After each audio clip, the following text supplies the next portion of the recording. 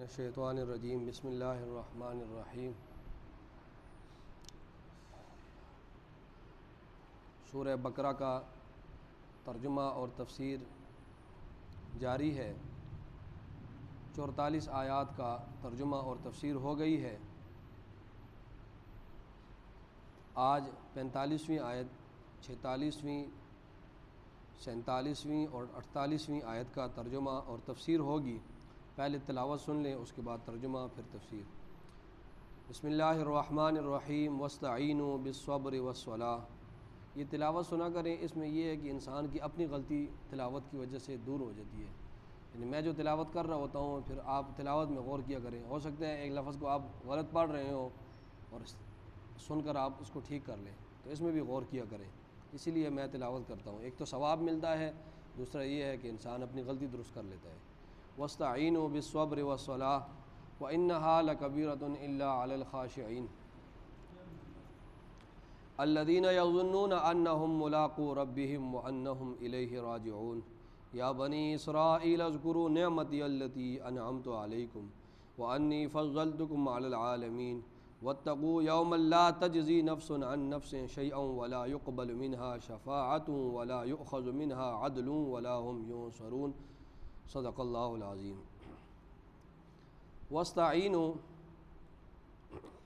واستعینوا اور مدد طلب کرو، مدد مانگو، بالصبر صبر کے ساتھ، صبر کے ذریعے، والصلاۃ اور نماز کے ذریعے۔ مدد مانگو صبر کے ذریعے اور نماز کے ذریعے۔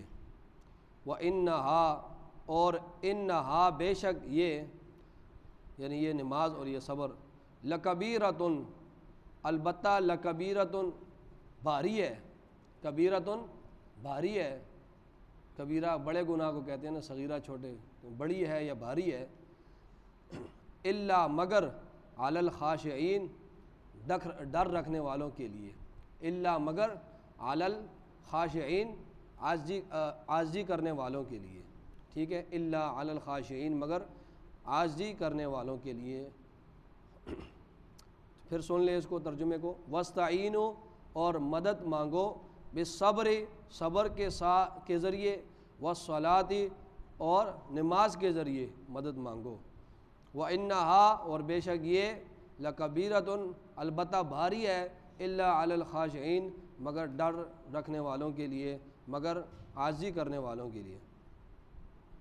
الذین عاجزی کرنے والے وہ کون سے لوگ ہیں؟ فرمایا الذین وہ لوگ جو یظنون یقین رکھتے ہیں، یظنون یقین رکھتے ہیں، انہم کہ بے شک وہ، ملاقو روبرو ہوں گے، ملاقات کریں گے، ملاقو ملاقات کریں گے، روبرو ہوں گے، ربہم اپنے رب کے سامنے، وانہم اور بے شک وہ، الیہ اسی کی طرف، راجعون لوٹنے والے ہیں، وانہم اور بے شک وہ، الیہ اسی کی طرف، راجعون لوٹنے والے ہیں۔ یا بنی اسرائیل اے بنی اسرائیل، اذکروا یاد کرو، نعمتی میری اس نعمت کو، التی جو، انعمت علیکم جو میں نے تمہارے اوپر انعام کیا، جو میں نے تمہیں عطا کی، جو میں نے تمہیں بخشی، انعمت انعام کیا میں نے، علیکم تمہارے اوپر، جو میں نے نعمتیں تمہیں بخشی، جو میں نے نعمتیں تمہیں عطا کی، مختلف الفاظ کے۔ وَأَنِّي اور بے شک میں نے، فضلتکم فضیلت دی تمہیں، علی العالمین زمانے والوں پر۔ وَأَنِّي اور بے شک میں نے، فضلتکم تمہیں فضیلت دی، علی العالمین زمانے والوں پر۔ واتقوا اور ڈرو، یومن اس دن سے، لا تجزی کہ نہ بدلہ بنے گا، نفس کوئی نفس، عن نفس کسی نفس سے، کوئی اس دن سے ڈرو جس دن کوئی نفس کسی نفس سے کفایت نہیں کرے گا، بدلہ نہیں بنے گا۔ تجزی جزا بدلے کو کہتے ہیں نا، جزا کسے کہتے ہیں؟ سزا اور جزا، جزا کہتے ہیں بدلے کو۔ فرمایا واتقوا اور ڈرو، یومن اس دن سے کہ لا تجزی نہ بدلہ بنے گا، نفس کوئی نفس، عن نفس کسی نفس سے، کوئی شخص کسی شخص سے، کوئی نفس کسی نفس سے، شیئن ذرہ برابر بھی، ولا یقبل، ولا اور نہیں، یقبل کبھی قبول کیا جائے گا، منہا اس سے، شفاعتن کوئی سفارش، اور اس سے سفارش بھی قبول نہیں کی جائے گی، ولا یؤخذ منہا، ولا اور نہ یؤخذ لیا جائے گا، منہا اس سے، عدل کوئی معاوضہ کوئی جرمانہ، ولا یؤخذ اور نہ لیا جائے گا، منہا اس سے، عدل کوئی معاوضہ، ولا ہم ینصرون اور ولا اور نہ ہم ان کی ینصرون مدد کی جائے گی، ولا ہم ینصرون اور نہ ہی ان کی مدد کی جائے گی۔ تو اس آیت کا پھر ترجمہ سن لے، بڑی آیت ہے، میں واتقوا اس دن سے ڈرو، یومن واتقوا ڈرو، یومن اس دن سے، لا تجزی نفس عن نفس کہ کوئی نفس کسی نفس سے کفایت نہیں کرے گا، ولا یقبل یعنی بدلہ نہیں بنے گا کوئی نفس کسی نفس سے، ولا یقبل منہا شفاعت اور کسی سے کوئی سفارش، ولا یقبل اور نہیں قبول کی جائے گی، منہا اس سے، شفاعت کوئی سفارش، ولا یؤخذ منہا عدل اور نہ لیا جائے گا، منہا اس سے، عدل کوئی معاوضہ، ولا ہم ینصرون اور نہ ان کی مدد کی جائے گی۔ ٹھیک ہے، ترجمہ جب میں بیان کر رہا ہوتا ہوں تو یہ اس کو اپنی زبان سے بھی رپیٹ کیا کریں، اس کو زبان سے بھی، کوئی انسان سنتا رہتا ہے تو وہ اس کو یاد نہیں ہوتا جب تک اپنی زبان سے نہیں بولے، اس لیے میں ایک دو تین دفعہ ابھی تفسیر میں بھی میں بار بار ترجمہ کروں گا تاکہ آپ کو پہلا مقصد یہ ہے کہ ترجمہ آ جائے۔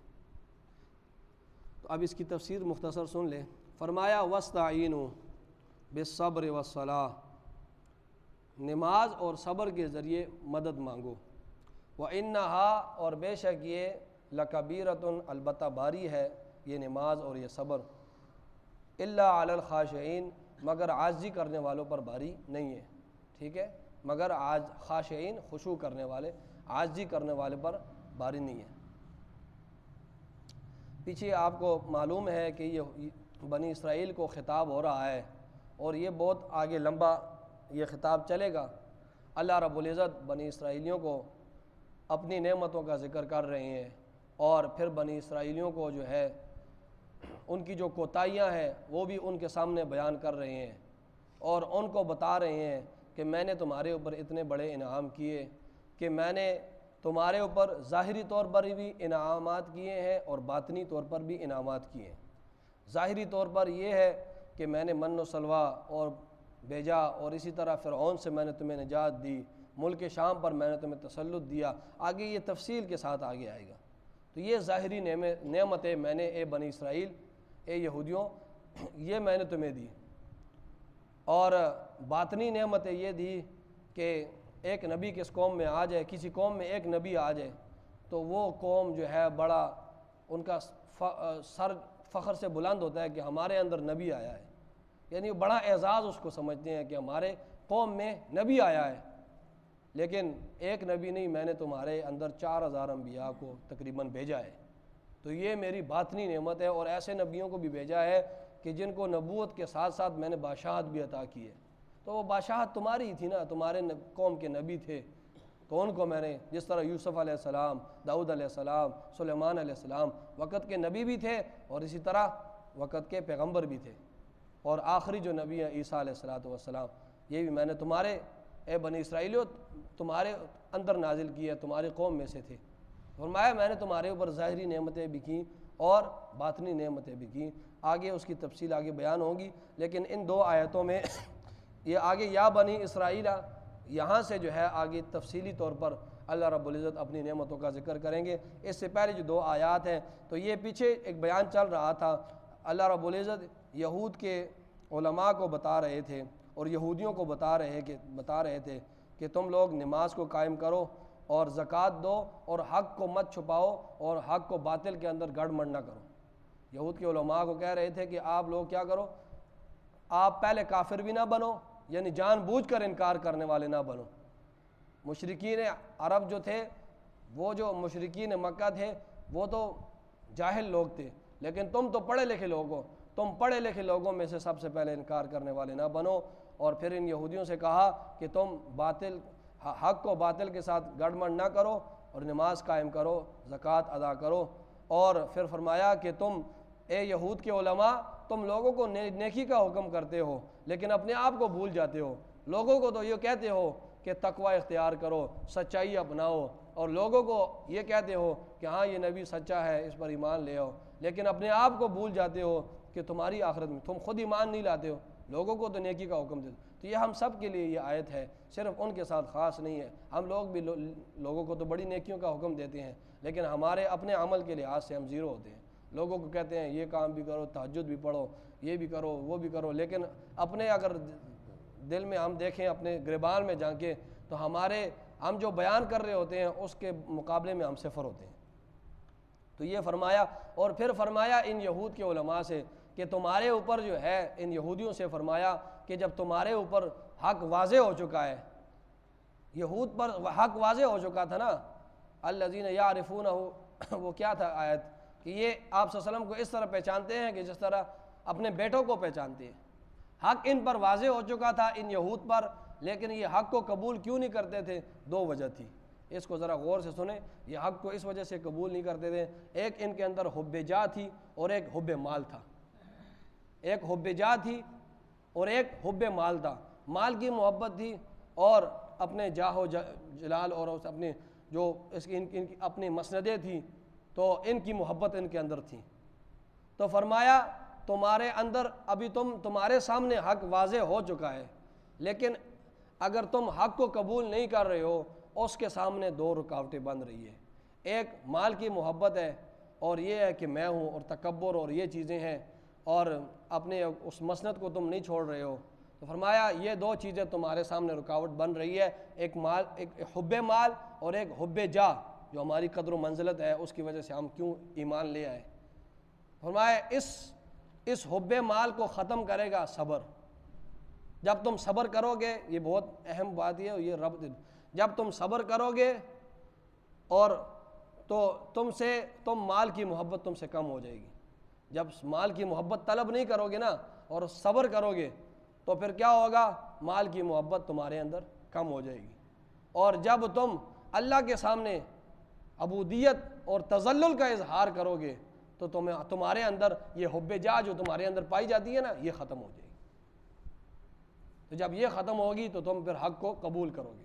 یہ جو تم حق کو قبول نہیں کر رہے ہو علماء یہود، اس کی دو وجہ ہیں۔ ایک تمہارے اندر حب مال ہے، مال کی محبت ہے۔ اب اس مال کی محبت ختم کرنے کا ذریعہ کیا ہے؟ تم صبر سے کام لو، کہ مال کی طلب سے صبر کرو اور مال کی محبت سے صبر کرو، تو تمہارے اندر یہ حب مال ختم ہو جائے گا۔ اور دوسرا یہ ہے کہ جو تمہارے اندر حب جاہ ہے کہ میں ہوں، ہم ہی ہیں، ہمارے علاوہ کوئی بھی نہیں ہے، تو فرمایا تم اللہ کے سامنے عاجزی کرو، تذلل کا اظہار کرو، نماز کو قائم کرو، اللہ کے سامنے کھڑے ہو، تو تمہارے اندر سے یہ جو حب جاہ ہے نا، یہ بھی ختم ہو جائے گی۔ تو یہ طریقہ ان کو بتایا جا رہا ہے کہ جو تم حق قبول نہیں کر رہے ہو، اس کی دو وجہ ہے، اور اس دو جو وجہ ہے ان کو ختم کرنے کا یہ ہے کہ صبر کے ذریعے مدد مانگو، اور کس کے ذریعے؟ نماز کے ذریعے اللہ رب العزت سے مدد مانگو۔ یہ ذریعہ ہے، مدد کس سے مانگو؟ اللہ رب العزت سے۔ صبر کی کئی اقسام ہیں، اس کو ذہن میں، ہمارے ہاں صبر پتہ نہیں کس کو سمجھا جاتا ہے۔ صبر کی کئی اقسام ہیں۔ پہلی قسم یہ ہے، پہلی صورت صبر کی یہ ہے کہ اپنے نفس کو اللہ کی اطاعت پر پابند کر دینا۔ پہلی قسم یہ ہے کہ اپنے نفس کو اللہ کی اطاعت میں پابند کر دینا، کہ میں نے اللہ ہی کی اطاعت کرنی ہے اور کسی طرف جانا نہیں ہے، میں نے اللہ کی اطاعت پر صبر کرنا ہے۔ تو یہ صبر کی ایک قسم ہے۔ صبر کی دوسری قسم اسی طرح یہ ہے، یہ اقسام ہے صبر کی، کہ میں نے اپنے آپ کو گناہوں سے روکنا ہے، گناہوں سے میں نے صبر کرنا ہے، میں نے اپنے آپ کو گناہوں سے روکنا ہے، اور روکتے روکتے ایک وقت آئے گا کہ میں گناہ مجھ سے چھوٹ جائیں گے، تو گناہوں سے صبر کرنا۔ ایک یہ ہے اللہ کی اطاعت پر صبر کرنا، دوسرا یہ ہے کہ جو گناہ ہے اس سے صبر کرنا، یعنی گناہ کی طرف نہ جانا، اور تیسری صورت یہ ہے کہ اللہ کی تقدیر پر راضی ہو جانا۔ جو حالات انسان پر آئے تو وہ یہ کہے کہ اللہ کی تقدیر میں لکھا ہوا تھا، اس پر ناراضگی کا اظہار نہ کرے۔ ٹھیک ہے، تو یہ ہے صبر۔ ہم پتہ نہیں کس کو صبر سمجھتے ہیں۔ تو اللہ کی اطاعت میں اپنے نفس کو پابند کر دینا، اللہ کے ہر حکم کو ماننا اور اللہ کی نافرمانی سے اپنے نفس کو روک دینا، صبر کرنا اور اللہ کی تقدیر پر راضی ہو جانا، اس کے خلاف ناراضگی کا اظہار نہ کرنا، یہ ہے صبر۔ صبر کا جو فل مفہوم ہے وہ یہ ہے، پورا مفہوم۔ فرمایا وَاسْتَعِینُوا، اور مدد طلب کرو، مدد مانگو، بالصبر، صبر کے ذریعے، والصلاۃ، اور نماز کے ذریعے، وَإِنَّهَا، اور آگے فرمایا وَإِنَّهَا، اور یہ بے شک یہ، لَكَبِيرَةٌ، البتہ باری ہے، إِلَّا عَلَى الْخَاشِعِينَ، مگر عاجزی کرنے والوں پر نہیں ہے۔ ٹھیک ہے، یہ نماز اور یہ جو صبر ہے یہ بھاری ہے، یہ آسان کام نہیں ہے، لیکن کن لوگوں پر باری نہیں ہے؟ جو لوگ عاجزی اختیار کرتے ہیں، جو دھیان کے ساتھ نماز پڑھتے ہیں، جو اللہ کا ڈر دل میں رکھتے ہیں۔ ٹھیک ہے، جو اللہ کا ڈر دل میں رکھتے ہیں تو ان لوگوں پر یہ نماز اور یہ صبر بھاری نہیں ہے۔ اور فرمایا وہ کون سے لوگ ہیں؟ الذین، جو لوگ یظنون، یقین رکھتے ہیں، انہم ملاقو، کہ بے شک وہ ملاقات کریں گے، ربہم، اپنے رب سے، اپنے رب کے روبرو کھڑے ہوں گے، وانہم الیہ راجعون، اور بے شک ان لوگوں نے الیہ، اسی کی طرف، راجعون، لوٹ کر جانا ہے۔ تو یہ وہ لوگ ہیں، یہ جو ڈرنے والے، یہ ڈرنے والے کون سے لوگ ہیں؟ یہ ڈرنے والے وہ لوگ ہیں جن کو یہ پکا یقین ہے کہ ہم نے اللہ رب العزت کے سامنے کھڑا ہونا ہے اور ہم نے اسی کی طرف لوٹ کر جانا ہے آخر میں۔ تو پھر یہ لوگ کیا کرتے ہیں؟ نماز کو بھی قائم کرتے ہیں، نماز ان پر بھاری نہیں ہوتی ہے، ان لوگوں پر پھر نماز بھاری نہیں ہوتی ہے، یہ نماز کو بھی قائم کرتے ہیں اور صبر سے جو مدد، صبر کے ذریعے مدد طلب کرتے ہیں۔ فرمایا ایا بنی اسرائیل، اے بنی اسرائیل، اے اولاد یعقوب، اذکروا، یاد کرو، نعمتی التی انعمت علیکم، میری ان نعمتوں کو جو میں نے تمہارے اوپر انعام کیے ہیں، وانی فضلتکم، اور اس بات کو بھی یاد کرو، ایک تو یہ ہو گیا نا، اور دوسری اس بات کو بھی یاد کرو کہ وانی فضلتکم علی العالمین، کہ میں نے تمہیں فضیلت دی ہے تمام زمانے پر، زمانے والوں پر میں نے تمہیں فضیلت دی ہے۔ ایک تو یہ ہے کہ میں نے تمہارے اوپر انعامات بھی کیے ہیں، دوسرا یہ ہے کہ زمانے والوں پر میں نے تمہیں فضیلت بھی عطا کی ہے۔ تو میرے ان دو نعمتوں کا کیا ہے؟ اس کو یاد کرو۔ یاد کرنے کا مطلب کیا ہے؟ اس کا شکر ادا کرو، میری نافرمانی مت کرو۔ یہ زمانے پر اللہ رب العزت نے ان کو تب تک فضیلت عطا کی تھی جب تک یہ قرآن کی آیات نازل نہیں ہوئی تھی۔ ٹھیک ہے، جب قرآن کی آیات نازل ہوئی اور رسول اللہ صلی اللہ علیہ وسلم نے ان کو توحید کی دعوت دی اور انہوں نے اس قرآن کی آیات کا انکار کیا اور رسول اللہ صلی اللہ علیہ وسلم کی رسالت کا انکار کیا، تو یہ فضیلت ان سے چھن گئی اور غیر المغضوب علیہم ولا الضالین کا مصداق یہ لوگ بنے۔ اور پھر آپ صلی اللہ علیہ وسلم کے جو متبعین تھے ان کو کنتم خیر امت اخرجت للناس کا خطاب ملا۔ تو یہ فضیلت اب کس کو ہے؟ اس امت کو ہے۔ یہ فضیلت ان کو اس وقت تھی جب تک رسول اللہ صلی اللہ علیہ وسلم نہیں آئے تھے اور انہوں نے دعوت نہیں دی تھی۔ جب انہوں نے دعوت دی، قرآن کی آیات سنائی، انہوں نے انکار کیا، تو غیر المغضوب علیہم ولا الضالین کا مصداق وہ لوگ بنے کہ ان پر اللہ نے غضب نازل کیا اور وہ لوگ گمراہ ہو گئے۔ جو فضیلت تھی وہ اللہ نے ان سے چھین کر اس امت کو دے دی اور اس امت کو کہا کہ کنتم خیر امت، تم بہترین امت ہو۔ اب یہ فضیلت کس کو مل گئی ہے؟ تمہیں مل گئی ہے، جو پہلے یہود کو تھی ان سے اللہ نے چھین لی ہے، یہ اس وقت تک تھی۔ آگے فرمایا واتقوا، اور ڈرو، یومن، اس دن سے، لا تجزی نفس عن نفس، کوئی نفس کسی نفس سے کفایت نہیں کرے گا، کوئی نفس کسی نفس کا بدلہ نہیں بنے گا۔